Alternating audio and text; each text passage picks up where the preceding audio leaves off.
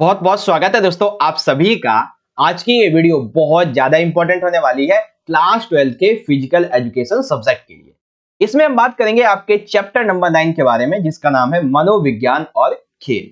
तो बच्चों, इस चैप्टर से संबंधित आपके फिजिकल एजुकेशन के सभी एग्जाम्स के लिए, चाहे मिड टर्म का हो, प्री बोर्ड का हो या फिर मेनली बोर्ड एग्जाम की बात करें, तो हर एक एग्जाम के लिए इस चैप्टर से जितने भी मोस्ट इंपॉर्टेंट क्वेश्चन आंसर जो निकल सकते हैं उनको डिस्कस करेंगे। और ये वो क्वेश्चन होने वाले बच्चों जो आपके इस चैप्टर से हर बार पेपर में आते ही आते हैं, यानी कि वो क्वेश्चन जो बहुत से प्रीवियस ईयर्स के एग्जाम्स में ऑलरेडी पूछे जा चुके रिपीटेड क्वेश्चन है, उनको हम यहाँ पे डिस्कस करेंगे। ठीक है बच्चों, और हर एक क्वेश्चन आपको अच्छे से अच्छी लैंग्वेज में इजी से इजी तरीके से समझा दिया जाएगा। ठीक है बच्चों, और ये सभी क्वेश्चन मैं आपको हिंदी में समझाऊंगा, इवन जो इंग्लिश मीडियम के बच्चे उनके लिए आंसर प्रोवाइड कर दिए जाएंगे। ठीक है बच्चों, आपने करना क्या है, आपने आज का जो हमारा ये एपिसोड है, ये जो हमारा वीडियो है, जो सेशन है, इसे कंप्लीटली एंड तक देख लेना है। ठीक है, और इसको देखने के बाद आप ये पाओगे कि आपके भैया फिजिकल एजुकेशन के हर एक एग्जाम के लिए चैप्टर नंबर 9 की बहुत ही बढ़िया तैयारी हो गई है। ठीक है, एकदम बेहतरीन तैयारी करवाऊंगा आपकी। आपने क्या करना है, एकदम फोकस होकर देखना है और एंड तक।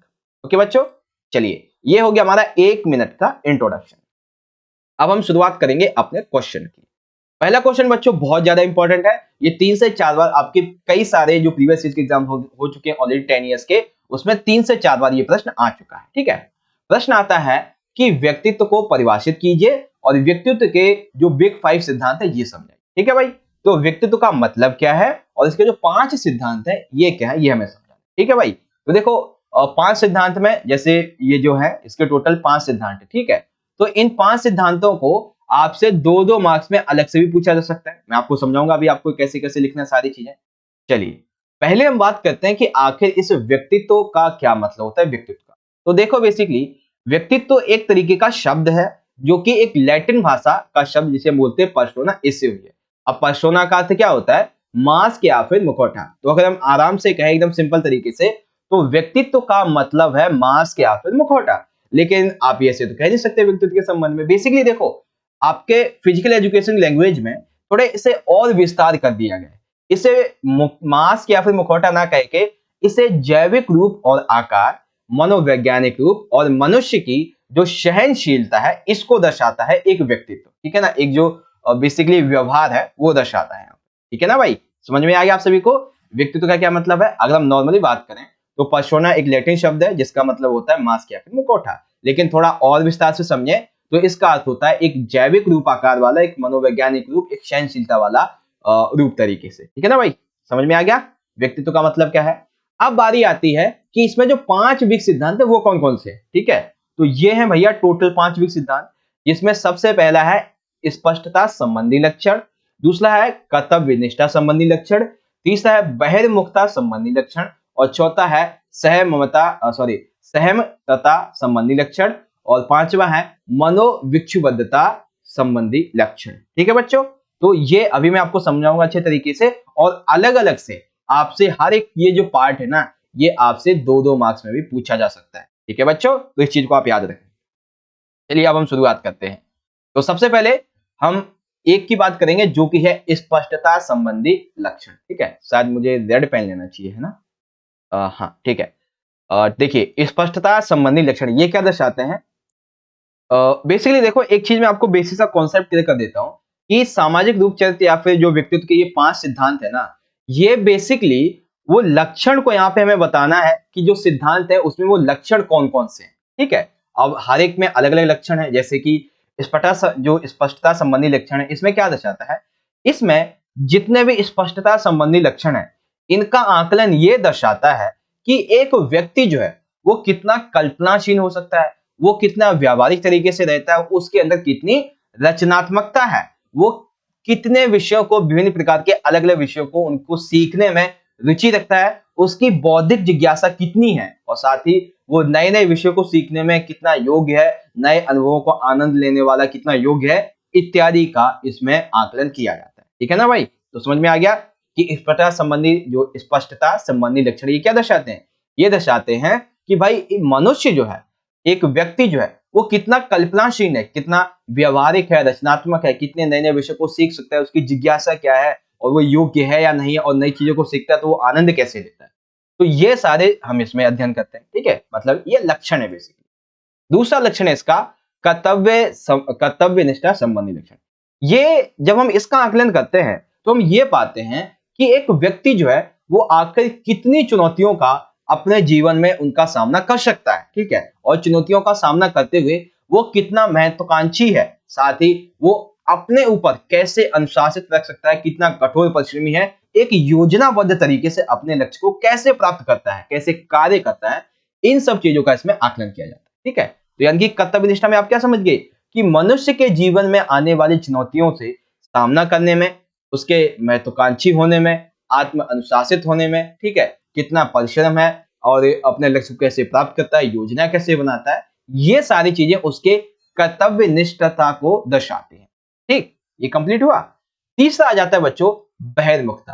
अब ये बहिर्मुखता क्या है? बेसिकली इस लक्षण का आकलन ये दर्शाता है कि एक पर्टिकुलर जो व्यक्ति है वो कितना ऊर्जावान है, उसके अंदर कितनी सकारात्मक भावनाएं हैं और वो कितना ज्यादा स्वीकार करने की क्षमता रखता है, कितनी नई चीजों को सीखने की क्षमता रखता है, कितना मिलनसार है, कितना जिंदा दिल है, कितना लोगों से स्नेहपूर्ण और मित्रतापूर्ण व्यवहार रखता है। बहिर्मुखता का मतलब क्या हो गया? सिंपल सा मतलब सिंपल सा ये हो गया भाई कि वो अपने बाहर से व्यक्ति और अपने अंदर के संबंध में कैसे रहता है, ठीक है, तो वो ऊर्जावान रहता है, वो हमेशा सकारात्मकता की सोच रखता है, वो किसी भी चीज को स्वीकार करता है, ठीक है, और वो लोगों से मिलनसार होता है, लोगों से प्रेम करता है, लोगों से मित्रता वाला भाव रखता है, ठीक है ना। ये चीजें इसमें आ जाती हैं। तो सिंपल सा है भाई कि स्पष्टता संबंधी लक्षण क्या दर्शाते हैं, कर्तव्यनिष्ठा संबंधी लक्षण क्या है, बहिर्मुखता क्या दर्शाते हैं।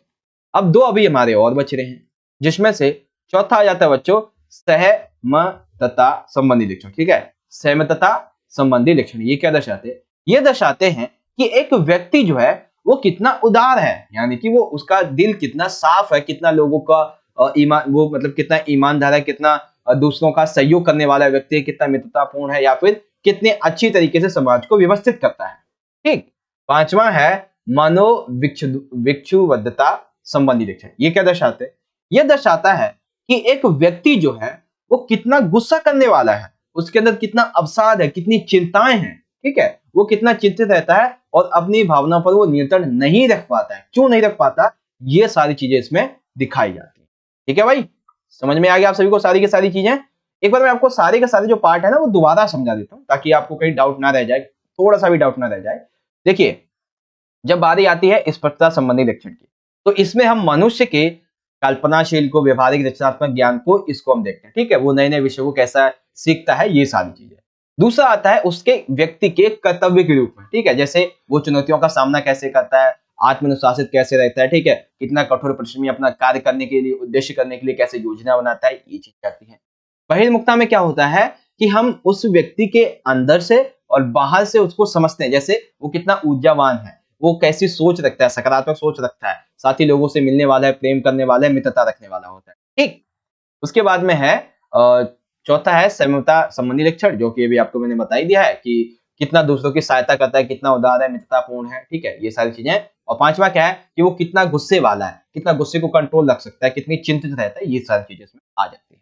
ओके बच्चों, देखिए 5 से 6 मिनट लगे इसको समझाने में, बट आई होप कि आपको ये क्वेश्चन बहुत अच्छे तरीके समझ में आया होगा। तो भाई व्यक्तित्व का मतलब समझ में आ गया, और व्यक्तित्व के जो 5 बिग सिद्धांत है ये भी आपको समझ में आ चुके हो, ठीक है। आपसे क्वेश्चन ऐसे भी पूछा जा सकता है कि सामाजिक रूप चरित्र के 5 सिद्धांतों का वर्णन कीजिए, है ना, ऐसे भी आपसे पूछा जा सकता है। ओके, चलिए अब जो बच्चे इंग्लिश मीडियम के हैं वो यहां से देख सकते हैं क्वेश्चन को, डिफाइन पर्सनैलिटी। तो पर्सनैलिटी वर्ड का यहाँ पे मीनिंग क्या आप ये समझेंगे। उसके बाद describe the big 5 theories of personality. तो बिग 5 थ्योरीज क्या है पर्सनैलिटी की, वो आप इजीली बच्चों यहां से रीड आउट कर सकते हो।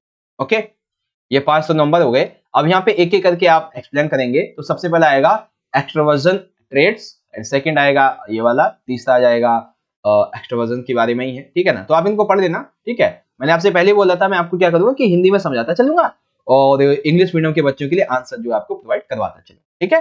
अब उसके बाद में चौथा ये पार्ट आ जाता है, फिर आपका ये 5वां वाला पार्ट आ जाता है। चलिए आगे देखते हैं। तो देखिए इस तरीके से हमारा एक क्वेश्चन जो ज्यादातर पेपर में पूछे जाते हैं वो हमने यहाँ पे कंप्लीट कर लिया है। आशा करता हूँ आपको वीडियो अच्छी लगी होगी, अभी तक की अच्छी लगी तो लाइक करो, शेयर करो, और सभी बच्चे मुझे कमेंट बॉक्स में जरूर बताएं वीडियो को एंड तक देखने के बाद में कि हाँ भाई आपको समझ में आया या नहीं। देखिए आप जब कमेंट में अपना फीडबैक देते तो हमें बहुत अच्छा लगता है कि हाँ भाई बच्चे ने बताया है और उसने वीडियो देखा भी है तो समझ में आया होगा। नहीं आया है, कोई डाउट रह जाता है तो आप कमेंट कर सकते हो या फिर आप हमें इंस्टाग्राम पे हमें फॉलो करके वहां पे मैसेज कर सकते हो, डाउट पूछ सकते हो। ठीक है, चलिए दूसरे क्वेश्चन की बात करते हैं। अब ये जो क्वेश्चन है, ये क्वेश्चन ज्यादातर आपसे 3 मार्क्स में पूछा गया। ठीक है, ये क्वेश्चन आपसे कई सारे एग्जाम्स में ज्यादातर 3 मार्क्स में पूछा गया है कि हार्वर्ड शेल्डन के द्वारा दिए गए व्यक्तित्व के वर्गीकरण का विस्तृत व्याख्या की। ठीक है, किसके द्वारा?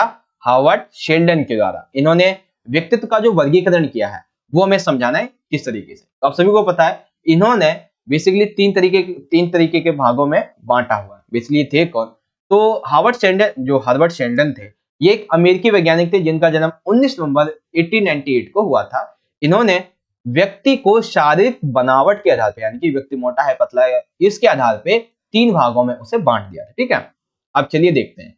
तो सबसे पहला भाग था भाई एक्टोमॉर्फी, यानी कि जिसे हम बोलते हैं सेरिब्रोटोनिया। ठीक है, एक्टोमॉर्फी ये क्या होती है? देखो एक्टोमॉर्फी में क्या होता है, जो बंदा होता है, जो व्यक्ति होता है, उसके कंधे संकीर्ण हो जाते हैं। ठीक है, संकीर्ण यानी कि संकुचित हो जाते हैं, हाथ और पांव उसके पतले होने लगते हैं, मुंह भी संकीर्ण हो जाता है, छाती समतल यानी कि मुंह संकीर्ण यानी कि मुंह पिचकने जैसा लगता है, और एक तरीके से वो पतले होने लगते हैं। अब पतले होंगे, सिंपल सी बात है, वो ज्यादा सोचेंगे मैं पतला कैसे हो गया, कोई मुझे मारेगा तो मैं क्या करूंगा। ठीक है, फिर वो और चुप रहने लगते हैं, स्वयं के बारे में ज्यादा सोचने लगते हैं, निराशावादी व्यक्ति हो जाते हैं और कम गतिविधियों में रुचि रखते हैं। इनको बोलते हैं एक्टोमॉर्फी यानी कि सेरिब्रोटोनिया। ठीक है ना, समझ में आ गया ना कौन से होते हैं एक्टोमॉर्फी? वे लोग जो ज्यादातर पतले होते हैं। ठीक है, ये पतले होते हैं और ये पतले क्यों होते हैं? क्योंकि ये ज्यादा सोचते रहते हैं, ये चुप रहते हैं, ज्यादातर हमेशा स्वयं के बारे में नकारात्मकता सोचते रहते हैं। दूसरे को मोटा ताजा देखेंगे, अच्छा खाता है तो कहेंगे मतलब अपने आप को बोलते रहेंगे मुझे तो मिलता नहीं कुछ, मैं कैसे मोटा होऊंगा, ऐसे ऐसे बोलते हैं। ठीक है ना, तो वही चीज है एक्टोमॉर्फी में। दूसरी बात आती है मेसोमॉर्फी में। अब देखिए यहाँ पे क्या होता है मेसोमॉर्फी में, ये एक वो बंदा अच्छे समझ सकता है जो जिम जाता है। ठीक है ना, ठीक है, जो बंदा जिम जाता है ये वो बंदा इसे अच्छे समझ सकता है कि इनका शरीर गढ़ीला होता है, यानी कि इनका शरीर एक तरीके से तंदुरुस्त होता है, इनके कंधे चौड़े होते हैं, हाथ और पांव काफी ताकतवर होते हैं, इनकी छाती बड़ी होती है। ठीक है, अभी के टाइम पे आप देख लो तो 20 से लेके 20 भी नहीं कहे तो 17-18 से लेके जो 25 से 30 साल के लोग होते हैं ये ज्यादातर इसमें शामिल होते हैं। ठीक है, इसमें मांसपेशियों की संख्या ज्यादा होती है। जब देखिए आप तंदुरुस्त हैं, आपकी बॉडी चौड़ी बनी हुई है, आपके अंदर जान है, ठीक है, तो आपको बहुत सारी नई नई चीजें करने का मन करेगा। ठीक है, तो आप उत्साही रोमांचक बनते हैं, आशावादी बनते हैं और हमेशा हर एक चुनौती के लिए तत्पर रहते हैं कि कोई भी चुनौती आएगी तो मैं इससे लड़ सकता हूं। ठीक है, तो एक क्या है, एक दर्शाता है पतले को।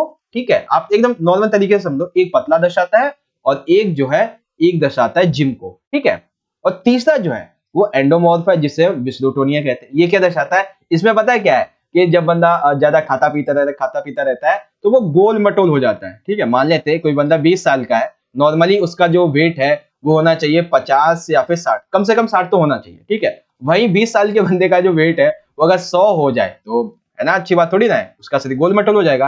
आपकी क्लास में भी 1-2 बच्चे होंगे जो ऐसे गोल मटोल होंगे। ठीक है, इसी के साथ में उनके जो कूल्हे होते हैं वो ज्यादा संकीर्ण हो जाते हैं, संकीर्ण यानी कि वो फैलने लगते हैं। ठीक है, तथा वसा ज्यादा हो जाती है, वसा का मतलब होता है फैट यानी कि मोटापा उनमें ज्यादा बढ़ जाता है, इसकी वजह से उनके हाथ व पांव मोटे होने लगते हैं। ये क्या होते हैं बेसिकली, ये ज्यादातर बंदे आराम करने वाले होते हैं। ठीक है, और ये मजाक करने वाले होते हैं, काम धाम तो होता नहीं है इनको, काम कर ही नहीं पाएंगे, मोटे मोटे ताजे हैं तो ज्यादातर। ठीक है ना, अब आप एक चीज देखिए, 20 साल का बंदा है, ठीक है, अब इसकी एज ही क्या हुई है और उसका वेट अभी 100 किलो है, तो वो ऐसे काम कर पाएगा क्या जो कोई 50-60 साल का बंदा कर सकता है? जिसे किसी को दौड़ना है तो नहीं कर सकता है। तो वही चीजें हैं एंडोमॉर्फी के बारे में। ठीक है भाई, समझ में आ गया?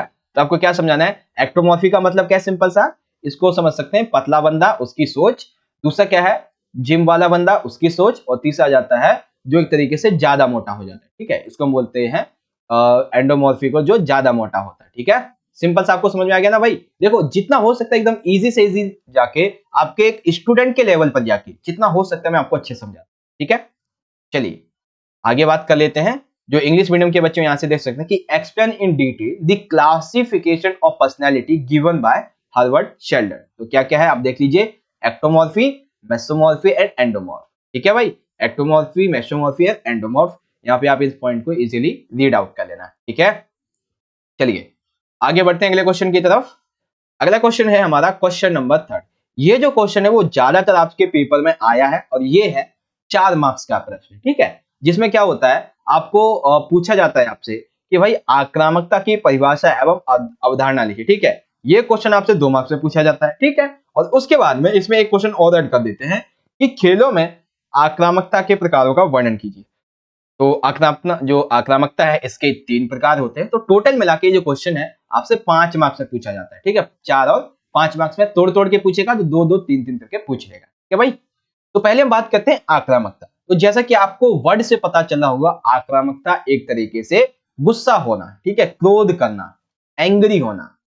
देखिए, आक्रामकता की अगर आपसे अवधारणा जो है वो 2 मार्क्स में पूछी जाए, याद रखें, अगर आपसे 2 मार्क्स में पूछी जाए तो आप यहाँ पे जो मैंने ये 5 पॉइंट आपको भी बताऊंगा, इसमें से आप ज्यादा से ज्यादा 3 पॉइंट लिख देना, ठीक है। 2 मार्क्स में 3 पॉइंट, ओके।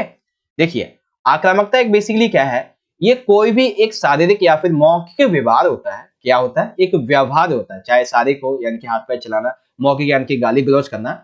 इसका लक्ष्य बेसिकली दूसरे खिलाड़ी को शारीरिक रूप से या फिर उसके मनोवैज्ञानिक रूप से नुकसान पहुंचाना होता है। जैसे मान लेते हैं आप खेलने के लिए जा रहे हैं, ठीक है, आपके अंदर आक्रामकता, जैसे आपने उसको 2 4 थप्पड़ लगा दिए, 2 4 लात घुसे लगा दिए, ठीक है, या फिर आपने उसको कुछ गलत वर्ड बोल दिया, तो यही दर्शाती है आपकी आक्रामकता, ठीक है। अगर हम इसकी एक अवधारणा देखें तो ये ऐसी होती है कि आक्रामकता को विभिन्न मनोवैज्ञानिकों ने अलग अलग तरीके से समझा है। कौन कौन से?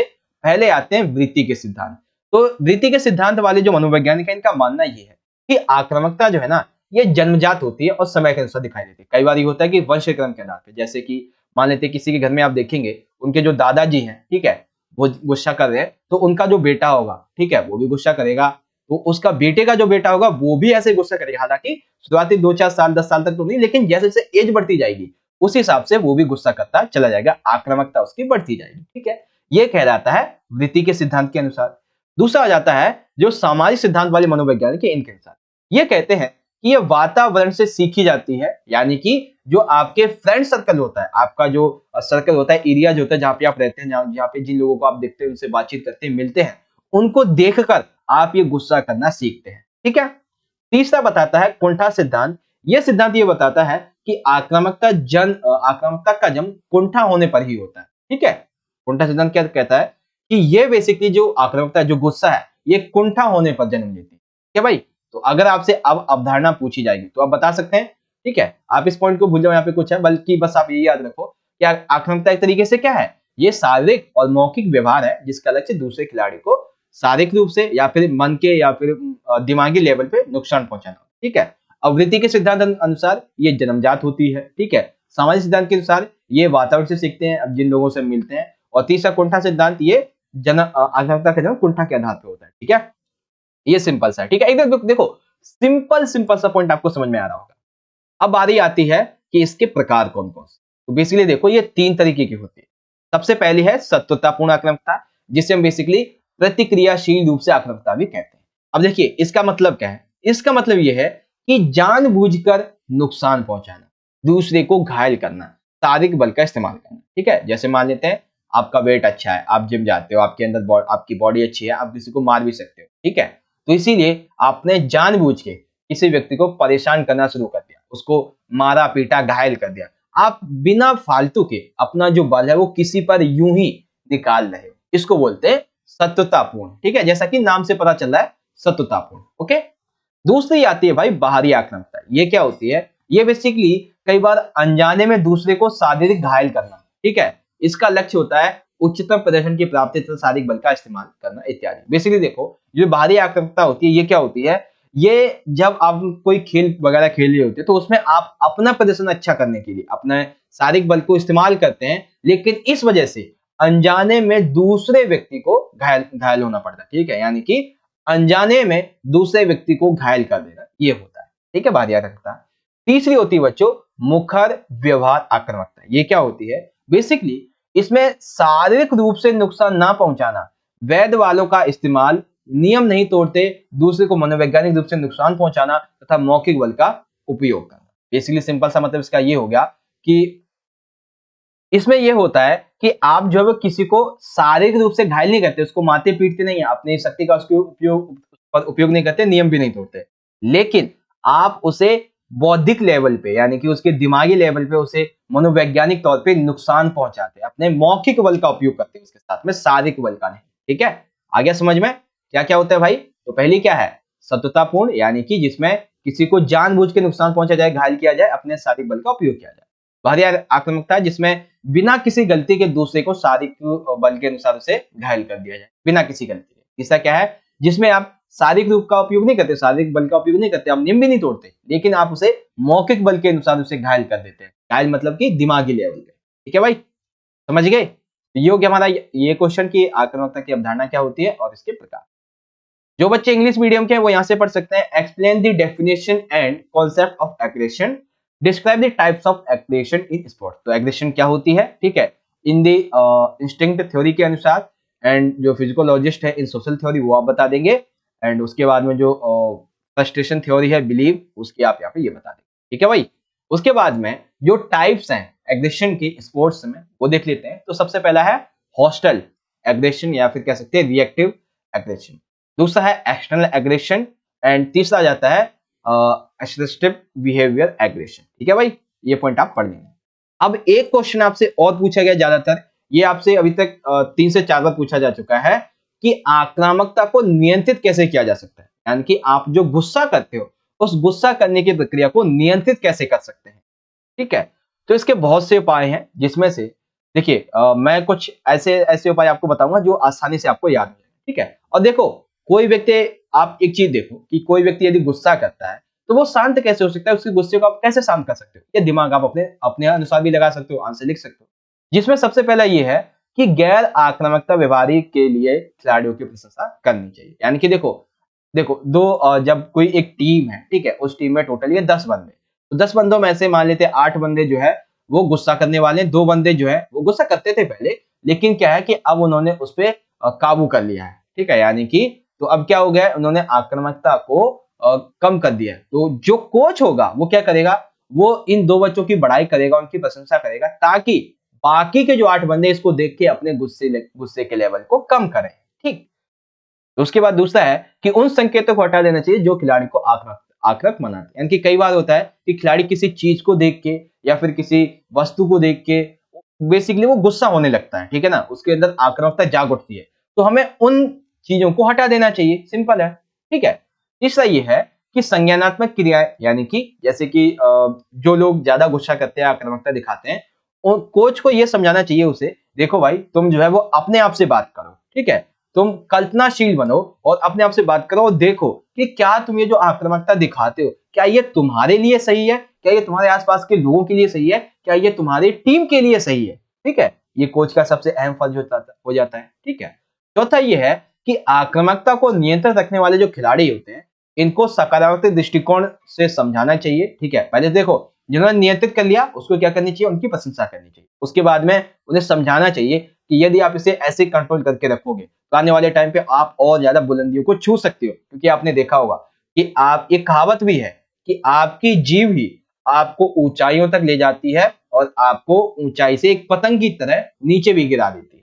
ठीक है ना, तो वही चीज है कि जितने आप गुस्सा करोगे उतना ही आप नीचे गिरते जाओगे, यदि आपने अपने गुस्से पे कंट्रोल कर लिया तो आप और ज्यादा ऊपर उठते चले जाओगे। ठीक है ना, तो यही चीजें जो है ऐसी ऐसी बातें उसे बतानी चाहिए। ठीक, पांचवा ये है कि खेल के महत्व पे जोर देना चाहिए, ना कि जीतने पर। यानी कि कई बार क्या होता है कि कई सारी टीमें खेल रही होती है तो कोच पता है क्या करते हैं कि वो कहते हैं कि जीतना है, हमें तो जीतना है, कुछ भी हो जाए, ये मैच हमारे यहाँ से जाना नहीं चाहिए, जाना नहीं चाहिए, हमें तो जीतना है, बस जीतना है।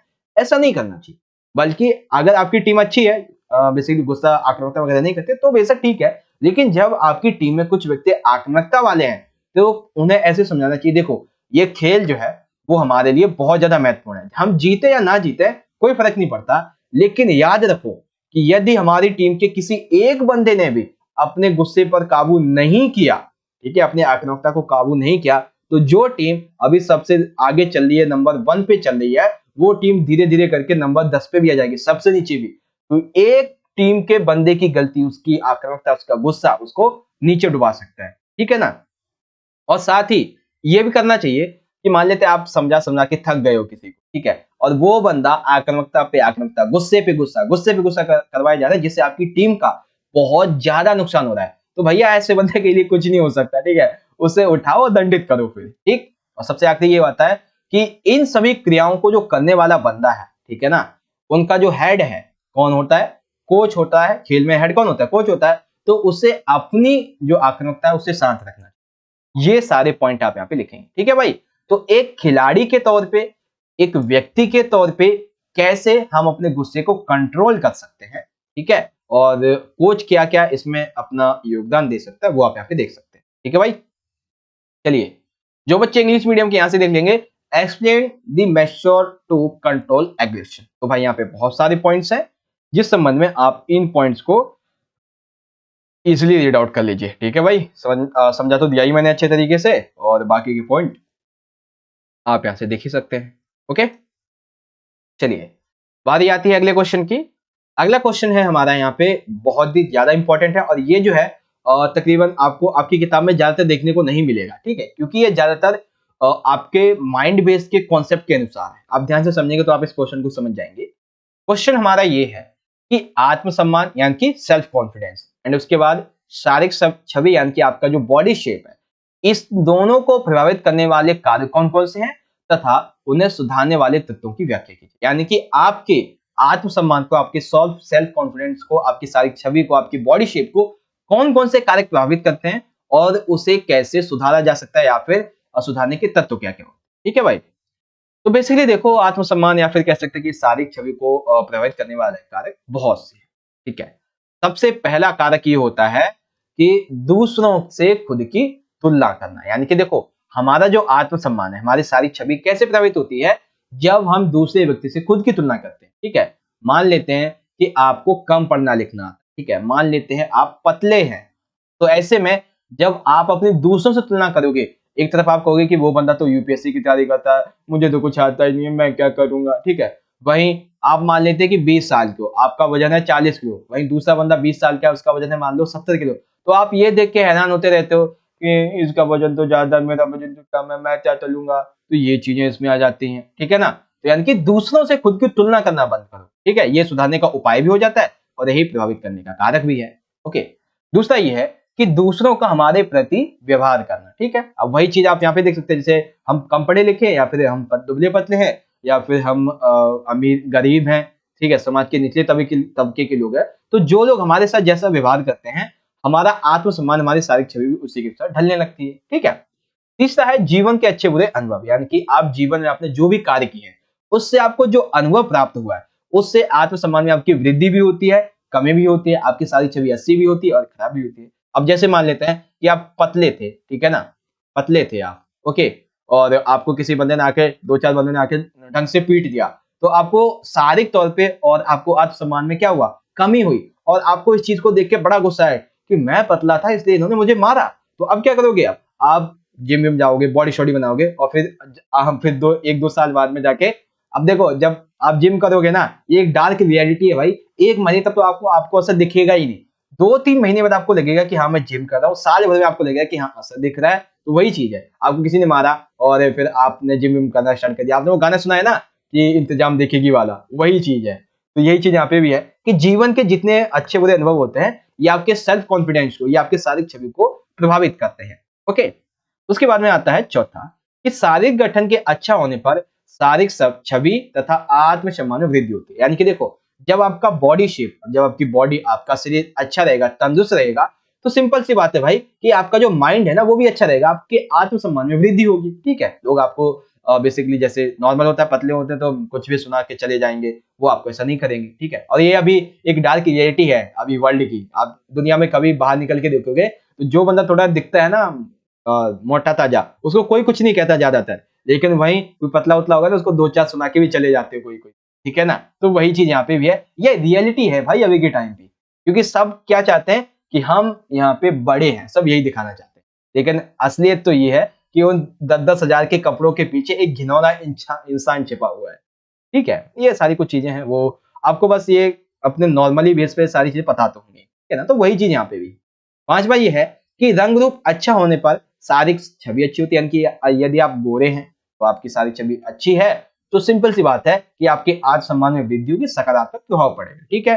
और इसी वजह से आपको समाज की अच्छी अच्छी टिप्पणियां मिलेंगी। वहीं आप पतले हैं, आप कम पढ़े लिखे हैं, आप अल्पसंख्यक हैं, ठीक है, और जहाँ पे आप रहते हैं वहां पे आपकी संस्कृति वगैरह कुछ नहीं है, तो ऐसे में क्या होगा कि आपको समाज से जो टिप्पणियां मिलेंगी ना, उससे आपका मन बहुत ही ज्यादा दुखी होगा। ठीक है, तो ये सारी चीजें हैं कि प्रभावित करने वाले कारक क्या है। ओके, चलिए, ये तो हमने देख लिया कि प्रभावित करने वाले कारक क्या है। अब हम जो नेक्स्ट देखेंगे वो ये देखने वाले हैं कि आखिर जब हमें कोई ऐसा कुछ कहता है तो हम उसे सुधार कैसे सकते हैं। ठीक है भाई, तो सुधारने के बहुत सारे कारण हैं। सबसे पहला ये है कि भैया हमें चाहे कोई कुछ भी कहता रहे, हमें अपनी सोच सकारात्मक रखनी चाहिए, नकारात्मक नकारात्मक सोच को रोकना चाहिए। यानी कि देखो, आप चाहे पतले हो, मोटे हो, ठीक है, अल्पसंख्यक हो, गरीब हो, डज नॉट मैटर। कोई भी व्यक्ति आपसे चाहे कुछ भी कहे, अरे हम अपनी जिंदगी के हम खुद मालिक हैं। अब दूसरा हमें सिखाएगा कि हमें कैसे रहना है, हमें कैसे मोटा ताजा होना है, हमें कैसे क्या करना है। अब दूसरे के हाथ में चला गया कि ये मेरी जिंदगी है। वो आपने एक स्टेटस देखा हो ना, बहुत से बंदों का होता है, my life is my rule. वो चीज यहाँ पे आप बेसिकली इंप्लीमेंट कर सकते हो, but only on the base कि आपको अपनी जो सोच है वो पॉजिटिव रखनी है। ठीक, पहला पॉइंट।